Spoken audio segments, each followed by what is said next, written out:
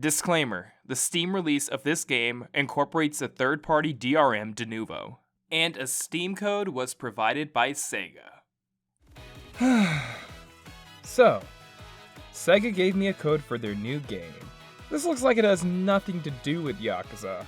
But since then, I've wanted to branch out, man. I want to try not to talk about something else that isn't Yakuza. What's in Ryu Gagachu? Even though it's made by the same devs, it doesn't matter. We're just gonna go in like we haven't played a Yakuza game at all.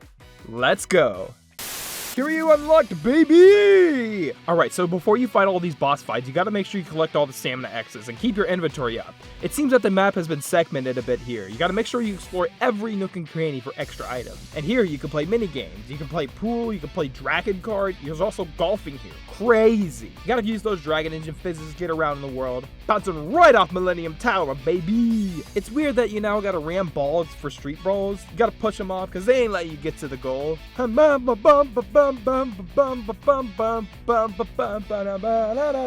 Everyone's here. You got Kazuma Kiryu, you got Goro Majima, you got Haruka, you got Haruto, you got Adachi, you also got... Oh no. Ryuji Goda. I knew you weren't dead. Okay, so playing as Ryuji, you gotta use those Dragon Engine physics to... Okay, this isn't working. So, Super Monkey Ball. The series has been around for 20 years, and I wouldn't say that's hard to believe. It's just more interesting that the places Monkey Ball has gone since its original arcade days. Originally a Naomi 2 game that ended up being a launch title Sega published on the GameCube, Super Monkey Ball captivated players with its simple concept, inviting art style, and hell on earth difficulty. This continued with its sequel, which really amped up the production and gameplay, making for one of the most iconic titles for that system. Since then, Monkey Ball has continued as a franchise, but kind of faded out of the public eye for a while in the early 2010s.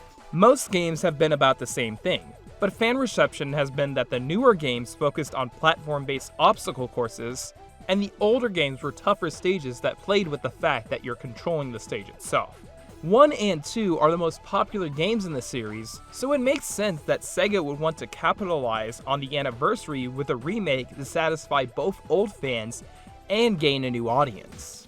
Super Monkey Ball Banana Mania is a remake of the classic Super Monkey Ball games 1, 2, and Deluxe. This was to mark the 20th anniversary of the series by making the game that the fans requested the most. Monkey Ball had a resurgence in 2019 with Banana Blitz HD, which was a remaster of the Wii game, and Banana Mania followed suit with additions from Banana Blitz HD. The UI has been updated to a more modern yellow look, there are multiple modes, and new characters to unlock. Like, here's the original cast of monkeys from Monkey Ball, and here's Banana Mania. Gameplay in Monkey Ball consists of the player using the analog stick to control the stage to tilt their monkey or character in a ball to the goal. Each stage has a different gimmick to it, and adjusting how you move around in the stage and using the geometry to your advantage is how you succeed in Monkey Ball. It's not just guiding the ball. You can do crazy skips with how you use the momentum and the stage itself. It lends itself to player expression, and experienced veterans can easily show off. Most tricks that worked in the original game actually work in Banana Mania as well. Each stage from Monkey Balls 1, 2, and Deluxe have been faithfully recreated, with minor aesthetic changes to certain levels. From the beginning, you can select Super Monkey Ball 1 and Super Monkey Ball 2 challenge modes separately and play their levels back to back from branching difficulties from easy, medium, and hard. There are infinite lives to counteract the original difficulty of the levels, and a new helper function in order to give players a crutch to lean on if they need help on these stages. I like that the catch to using helper mode is that the extra stages aren't available to you, and that was the best way to keep that feature exclusive for players who put in the effort. I'll talk more about the difficulty itself later, but another interest for veterans of Super Monkey Ball, story mode from Super Monkey Ball 2 is here, but it's done in a really weird way.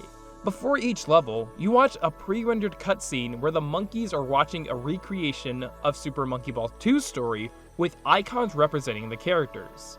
Like, Dr. Bad Boon is here, but only as an icon. There's no dialogue, you just kind of see expressions and the icons moving around in the TV. A step down from the original story, and without the actual animations, it loses context. A player experiencing this story for the first time might not have an idea of what's going on. It would have been extra work to add Doctor and Yan Yan to the cutscenes, but personally, I would have just opted for the characters to watch the actual Super Monkey Ball 2 cutscenes on the screen without dialogue because this presentation is kinda awkward. Other than that, the game has other modes for the main game that you can unlock in the point shop. You can gain points from collecting bananas, completing missions, clearing a level, and getting good times. It's very simple to get them, and you use those points in the point shop to unlock things. Characters, accessories for the monkeys to dress them up, frames for photo mode, and new exclusive modes. I really like this feature. It's a great system to reward players who put in the time to unlock the things they want first without limiting them by a task they can't do. While the game and levels have been recreated pretty well, it isn't perfect.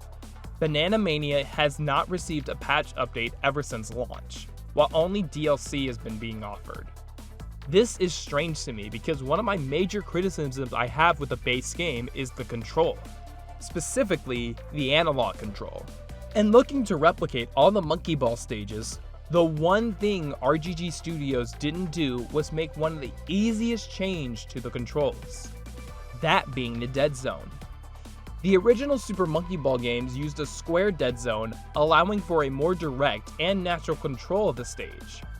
Banana Mania uses a circular dead zone, which is the default for all console games, limiting your movement, and this has led to frustrating and not as accurate controls. The Steam version, which I played on, has the option to change your controller to a square gate, and that's what I recommend players on PC to do now.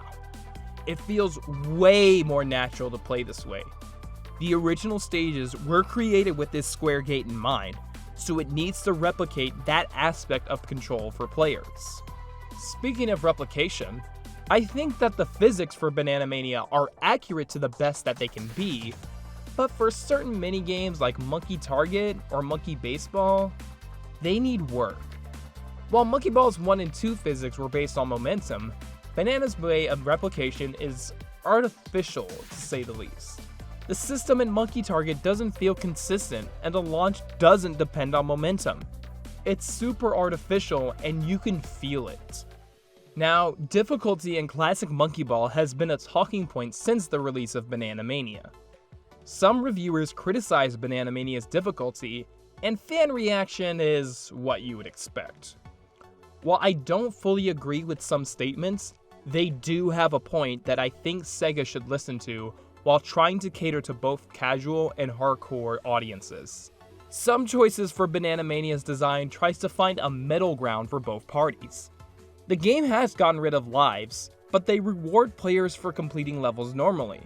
Why not reward players for going for a classic mode that has lives, but that also includes a points multiplier so those players can unlock things faster? This is just a simple idea that I think could help appeal to the hardcore audience. But for the casuals, the previously mentioned helper function is a great way to introduce casuals to classic Monkey Ball. It doubles time, allows you to use slow motion, and gives a player a guide to the goal. However, I feel that more could have been done with this mode. To me, the helper function should have acted like a modern training or combo mode in a fighting game. Those games allow you to see demonstrations of a combo being completed so you can try it for yourself. While SEGA did release gameplay footage on their official YouTube channel for some of these levels being completed, this is also kind of proving my point that these videos or demonstrations should be in the game or in helper mode. And I'm also confused why there isn't a refine function as well. Other classic SEGA games had this in their ports, why not here? If the player is being allowed to skip a level, why can't they see a demonstration of the level being completed? Personally, what I did with helper mode was use it to practice a level I was stuck on, then complete it normally. If you complete a level in helper or skip it, it won't be fully marked as complete, and it will show the helper icon. This is a great way to slightly punish players while not completely alienating them from the experience. Outside of that, some players just want to invite their friends over and have fun. Well, party games also make a return. The previously mentioned Monkey Target has problems with its physics, but every other game plays great. Monkey Billiards, Monkey Race, Monkey Fight, Monkey Bowling, Monkey Golf, Monkey Dogfighting, Monkey Boat, Monkey Shooting. My personal favorites are Billiards, Golf, Boat, and Shot. The other mini games can get a bit frustrating and feels weird with physics like Target and Baseball, but there's still fun times to be had here with friends. Now aesthetically, Banana Mania actually grew on me. I used to be very biased because I liked the classic Monkey Ball look, but the more cartoony and softer look grew on me. Sound design is also a praise I want to give to Banana Mania. While there's a charm to the old sound effects, I honestly feel that my anxiety would go up whenever I'd hit something in the old games that use a loud whack. Banana Mania sounds are more squishy and bumpy, and I personally like that change. The game also gives you the option to switch from the original soundtracks from Monkey Balls 1 and 2 For a fee. to the new tracks they made for the game. And personally, I found these new tracks interesting. Most games would either opt to remix the tracks with more modern tones, but I feel the tracks in Banana Mania, while taking inspiration from Hidenori Soji's original tracks, stand on their own as pieces. Like for example, here's Deep Sea in the original game,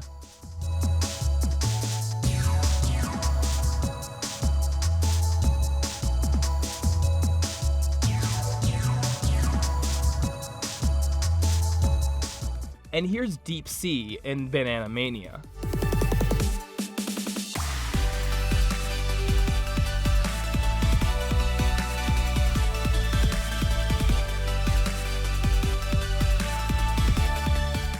I think this new team has a knack for creating great tracks and shouldn't be limited by the days of old. Things like this make me excited for the team creating their very own original new Monkey Ball game. This was a great way to celebrate the 20th anniversary, and I hope that RGG Studios continues on the path to create a new Monkey Ball game that all players will have the chance to enjoy. Super Monkey Ball Banana Mania isn't a one-to-one perfect remake, but adds just enough improvements that makes it the best Monkey Ball game currently out in the market. The new controls might annoy legacy players and difficulty might be intimidating for new players, but the core of Monkey Ball is all here, and encourages you to get better as you enjoy these intriguing and tough stages.